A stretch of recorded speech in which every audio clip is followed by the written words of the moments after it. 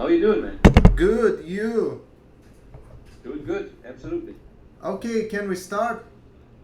Yes, Okay, such an honor to talk to you, Mr. King Diamond.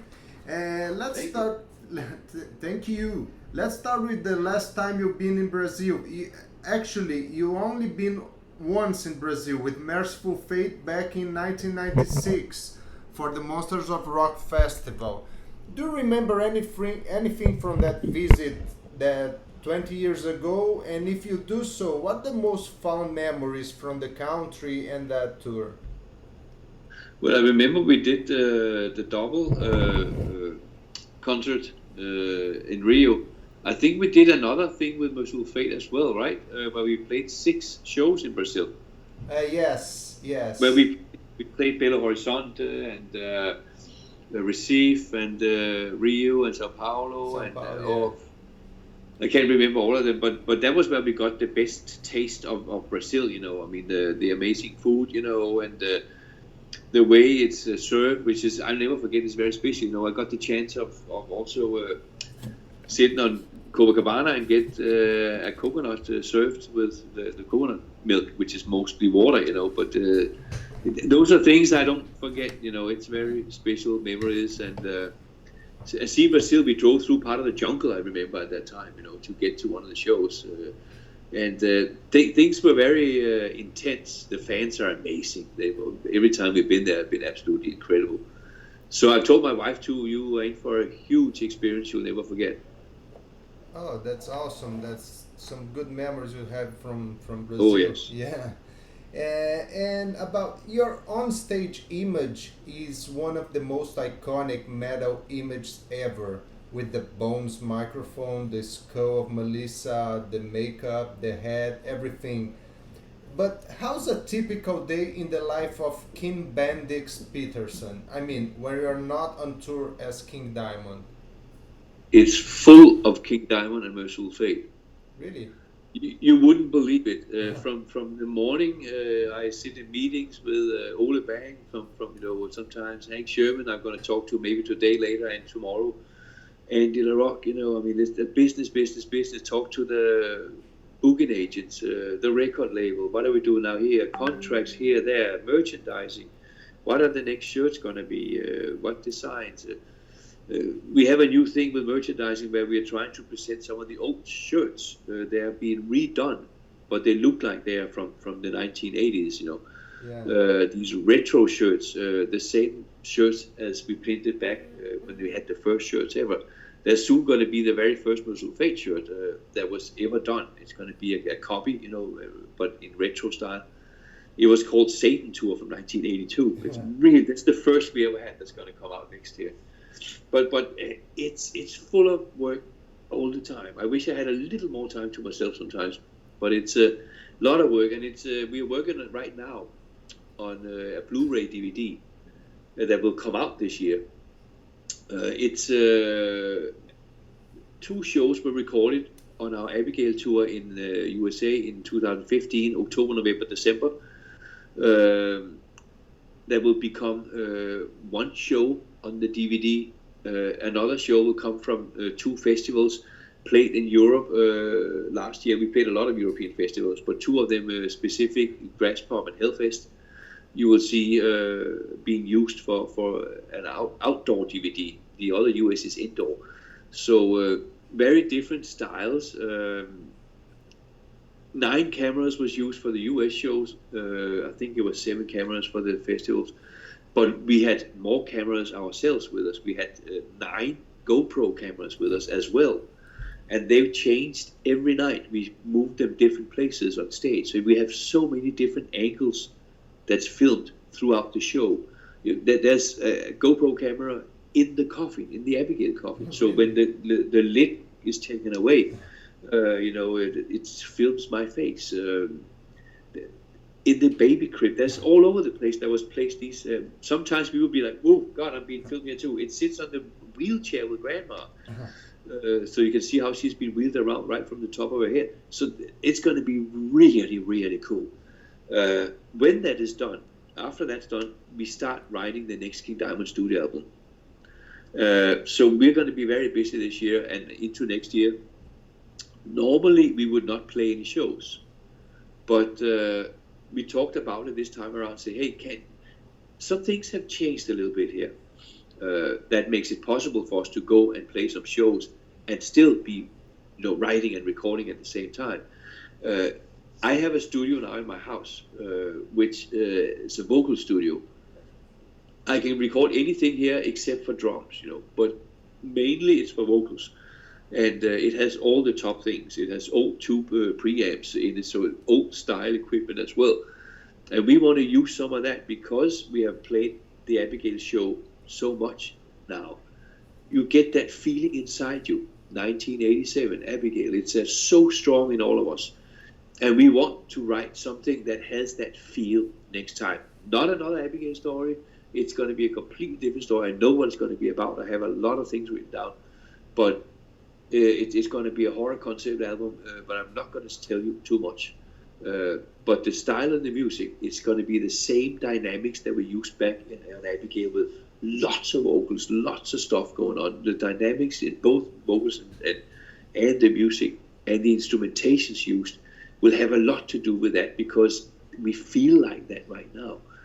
And so we can do that, and we can bring the whole show now to 3 special shows we're doing while so we go to Mexico City first, and we play, and we go back and continue writing and recording. Then we go to Sao Paulo and go back and continue writing and recording, and then we go to Las Vegas in the US. Those are the 3 shows. The show is being sent with a container on ship on the 13th of March. It starts sailing from Copenhagen, and it goes to Mexico City for the first show on the 6th of May. And then it continues on ship after that to Sao Paulo, and this way we can show the whole production. Everything will be there. Everything. The same show as we played on the big festivals in Europe. It's exactly the same. So you're going to get the full treatment. This is the first time we're able to come to Brazil with our full show. And this show that we have now is by far the best we've ever had. It's so... I can guarantee you that you will never, ever forget it. Never. That's a guarantee. It's an amazing show we have now.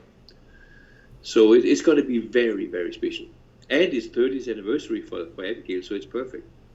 Yeah, that's awesome to know. That's incredible to know that we're looking forward for the shows, for the show, for the gig, and for everything you are preparing there. Are you still living in Texas? Yes. Ah, okay. And also, you are also known from your impressive, amazing vocal range. How it is after almost 40 years on the music business? Yeah, you wouldn't believe it, but it's better than it has ever been in the entire career. Really? Oh, absolutely. Playing Abigail, the whole story there, the whole album, it's easier now than it ever was. And it has a lot to do, I had a heart attack, in 2010. I practically died and came back. Yes. But it's the voice. I stopped smoking cigarettes, My wife did the same, so we both are completely free of cigarettes now. And I haven't had one puff, nothing. That has cleared the voice off incredibly, and the lungs too. I breathe much stronger now when it comes to the show. Back in 1996, when we played in Brazil, after the show, if you had been there, you would have seen me. Like, don't talk to me now, let me breathe. Now, even now, I run up and down the stairs to the second floor because it's a tall production too, and it's not a problem. We can sit and talk like this afterwards. That's how much stronger everything is.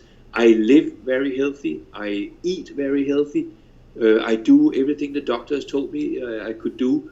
I walk on an average 5 times a week, 1.3 miles. That's what he said. That's the best you can do for your heart. They were looking at my heart last year. Something where they can go in with a camera and take a look at how it looks. And everything looked fantastic, he said. And the heart is very strong. So that was very good news. And So that is a lot to do with why the voice is so much stronger now than it ever was. And it's a challenge to sing Abigail. It's not easy. There's some difficult passages, but it's better now than it ever was. The band is better than it ever was. I mean, they play amazing. They're so tight, and our crew is the best we've ever had. Back in the old days, we would have 3 or 4 crew guys. Now it's like the whole party is 20 people. It's a much bigger thing, the whole stuff, and it's top professional people that we have working for us. And I feel that because going on stage, I'm completely not nervous. I know everybody's doing the right things. Everything's under control. I can concentrate on doing my own stuff and enjoy the show. And it's a big difference. It's a big difference. That's good to know that you are living healthy, and after this major problem you had with the heart in 2010, but did it change somehow your artistic approach? No, No. nothing at all. Okay. And Absolutely. talking about that, I don't know if it's true, but what is said is that you were a Satanist once, maybe not anymore. And as I say, I don't even know if that's true. But Oh, how? absolutely. It's very true. But again, sometimes people will ask me straight out the question, "Are you a Satanist?" Then I will have to say, "Okay, what does that mean to you?" If you think, for example, a Satanist is someone who sacrifices animals and little babies and stuff, it's like, no, it's nothing like. If you have heard of Anton Sander LaVey's Satanic Bible, when you hear the word Bible, you think it's a religion. It's not a religion. Satanism is not a religion to me. It never was. It's a life philosophy. It always was, according to Anton Sander LaVey as well. LaVey is a person I met. I went to the church, was invited to come there, and I spent the whole night there. And I talked to him. I have a letter that he wrote to me in handwriting. I talked to his daughter Carla LaVey once, and many times. But there was one time I told her that I had this letter from him that he wrote to me in hand, and she said no, he never hand wrote any letters. He would dictate the letters. I have it. You need to come up to my room and see it. And then she came up there, and then she saw what he had written to me, and her tears started running down her cheeks. It was very moving. She didn't know that I had that connection to her dad, I think. And I still have that letter, and I always have it with me on tour, still today. I met Carla LaVey last time was when we toured in 2015 in the US Abigail tour in San Francisco, and it was very interesting that we went out and had dinner after the show. It was late; it was 2 or 3 in the morning, and she took me to the restaurant where her dad, Anton Sander LaVey, used to go when he wanted to go and grab something to eat late at night. So we went and sat at that restaurant and talked, about old times and all this stuff. And it was a great experience, It still means extremely much to me. It has nothing to do with the religion, I'm not religious. I am very spiritual, but that doesn't mean that I belong to a religion. I have always, when it comes to religion, there's an album of ours called House of God, which speaks a lot of what I think about religion. I think everybody should be entitled to have their religion as long as they don't hurt anyone else. I think people should have more respect for each other, even though you might believe in different things, simply because there are so many different religions, and for one reason only. It's because it has never been proved what is the right God, if there is a right God. No one has proved it to everybody else. That's why I think there should be respect and thinking that, hey, no one can prove it to the rest of the world that they believe in the right thing. So why not have some respect until maybe someday, if there is a God, he could come down to earth and finally show us all that he's the right thing, then we would all believe in the same thing. But instead, now we are fighting and killing each other because people believe in different things and they don't even have proof. It's a little. I wish there was more respect from person to person, you know, and not having these things. But like, I have never said in my entire life that there are no gods. I never said that there is one God or whether there are many gods, because I simply don't know. I don't know. I understand that some people have a feeling that they had an experience where they felt there was a God, and therefore they believe in that, and I think that's perfectly okay. I just wish that everybody who has these experiences or whatever they have, they shouldn't look on other people and say they're not worth as much as I am because they believe in something different. I think there should be more respect. You know? That's my viewpoint of the world. You know, I've always had that same way of looking at it, and that's where I have been able to relate a lot to the life philosophy that is described in Anton Sander-LaVey's book. I lived my life that way before I ever read the book. So that's it. So people can call or say that I was saying this or not. That I don't really care about. It's fine. Both ways are fine. I believe completely in the life philosophy that is described in Anton Sander-LaVey's Satanic Bible. That's the way it is, yes. Yeah, I got it. It totally makes sense. And you talk about San Francisco. I'd like to talk about how you have influenced a lot of people, but especially the Bay Area scene in early 80s. We know that one of your biggest fans is Lars Ulrich from Metallica, who's also a Dane. Can you share some curious story about your relationship with these guys who became the biggest rock stars in the world? I mean, does Lars, for an instance, does he call you on Christmas to wish you nice holidays or something like that? No, it happens. Suddenly something happens, and then we run into each other, and suddenly there's a call. You know, for instance, when Metallica did the Merciful Fate medley, you know, for Garage Days. Was it Garage Days or Garage Inc? Yeah. They did that. You know, Lars called me from the studio, and he said, "Hey, I have something I want to play." Oh wow, hi, how you doing, man? And then he played the whole medley, and I sat and listened to it. I was like, what the hell? That sounded amazing. What is it? Oh, we're recording it for maybe we're doing a double album where we are playing other band songs, and we put together a medley over 4 of your songs, I think it is. I said, wow, man, that's unbelievable. That's awesome. It sounded great. It was an amazing version they did, you know. We played it live in Milan. We played it live here in Frisco, where I live in Texas, you know, at Ozfest. We played it together there. And so it's, I mean, Kirk also is a much bigger Merciful Fate fan than I ever knew. So he told me that himself a long time ago, you know, and I know James is too. But when we played in Frisco, we rehearsed the night before at this big soccer stadium. To that medley, and then suddenly they started playing other Merciful Fate songs and stuff, and it was like they knew them better than me almost, you know. It was hey, what about let's play this, let's play Corpse Blood Soul, let's play this and that. It was like, wow, I haven't sung that in 30 years. Are you sure? let me think for a moment here. But it was a lot of fun, you know, and I have so much respect for Metallica. I always have had that because of the great human beings they are, yeah, and because of the great musicians they are.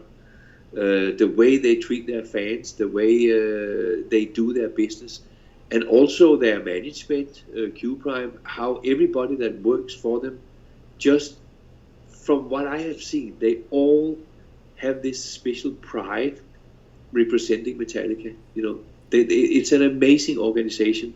And I couldn't find a bad thing to say about them. It's impossible for me. I've had so many great times, so many great experiences with them, you know, and I still regard them, respect them so high, you know. That'll never stop, you know.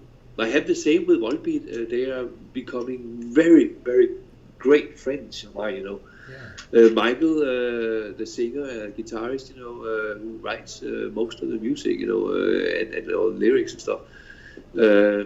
He used to be a journalist in Denmark, working for a magazine where he interviewed me when I was with Merciful Fate, Yeah. So he sold his first bicycle, maybe not his first bicycle, but he sold a nice bicycle he had without his dad knowing it, to get money to go and see Merciful Fate in the old days in the 80s. So I mean, there's something very deep going in there. One of the last videos that Volbeat did, there is a girl standing in a record store, and it deals with voodoo and the 50s. Her hair is tied up like horns, and she stands in a record store with old vinyl albums, and suddenly she looks through the albums, she picks one album up and takes it out, and it's King Diamond Conspiracy, So it's funny that they're doing a lot of special. There'll be a special thing happening with them this summer. I can't tell you right now what it is, because that's up to them to announce it. But I can just say that we've never played the song Route 24 together, and maybe we will someday. Yeah, great stories, man. Thanks for sharing that. And I just have one more question because we are running out of time for the interview. I'd like to quote you on Merciful Fate will record and tour again when the timing is right. It's definitely not finished. Is that a chance that Brazilians can see the classical Merciful Fate here in a near future? I don't know how near or what near means, because King Diamond is very busy right now, as you heard the plans we have right now. Yeah. But as I've said many times, I will say this again, it's still the same. Never say never. Okay. I will never say never. I talk to Hank still, it's Timmy. I saw Timmy when we played the festivals last summer, where I did actually an interview session for free. I know people paid tickets, but I had nothing to do with that. I wasn't paid anything for it. It was just a fun day. We had played with King Diamond at Copenhagen, and the next day, Ozzy Osbourne played on the same stage as us, or we played the same stage as Black Sabbath, That was the last concert in Copenhagen. I stayed an extra day so I could go and see Black Sabbath, because they are favorites of mine. And that day in the morning, we went into Copenhagen to a library where someone else, a journalist and one of my best friends, Ken Anthony, had set up a special interview session where fans could ask questions, and we were just going to talk about old times. And we were there for, 2 hours or so. And there was sold out 250 people in that room. And it was fun. Timmy Hansen was also there. So, talk to people, of course, still. And there is definitely a chance that things can happen. You never know. But if we do something, I think that the thing that would be interesting to do would be if all the original members can still. I know Hank can play. I know Dana can play. I know Timmy can play. I haven't seen Tim Ross play since I don't know when. So if he can also play still, it would be interesting to do something with the original lineup.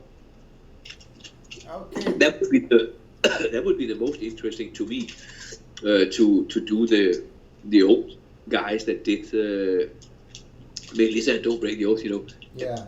But it has to be right. It has to be done right as well. I will not go and do just a backline show just to go and play and make some money. That's not right for Merciful Fate. It's not right for the fans either. Do it right, so that when we do it, it looks and sounds like it should. That's the way to do it. When that can happen, we'll see if it happens. It might. I will certainly not say no. Okay, as a fan of Merciful Fate and of your solo work, I totally agree, and I'd like to thank you very much for the time you took for the interview, and I hope you have a wonderful time in Brazil. I'm pretty sure you will. I know I will. I told my wife, just wait. You'll have something to bring home for life. It's going to be great, Yeah. So, and I can guarantee that to the fans too of Brazil. I can guarantee when you go see this show here, you will not have seen anything like it ever. And you will never, ever forget it. That I guarantee. It is so special. And this is the right time to Seeking Diamond. It never sounded better. It never looked better. This is the time. Okay, sir. And you're very welcome, man, for the interview. It was my pleasure too. Okay, thank you very much, sir. Thank you very much, really. Thank you so much. Everything you did on music and for the interview. Bye, sir. Okay, you take good care. Thanks. Bye-bye. Bye. Bye.